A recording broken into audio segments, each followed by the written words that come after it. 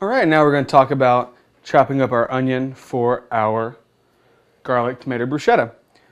We need about a 1/4 cup of onion. So what you want to do is cut it in really thin slices. We're going to mince this. Come to the other side.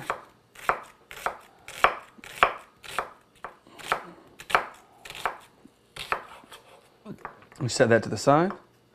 Now, as you can see, the pieces are pretty thin. That'll help for the mincing part. If we get them all going the same way, that'll work. And just go against the way you cut before. Scoop them together. And if you want to pivot your edge of your knife one side and fan out, that'll help as well. And then find a new pivot point.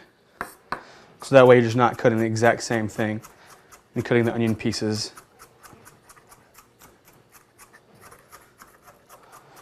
And you want your pieces to end up about that big.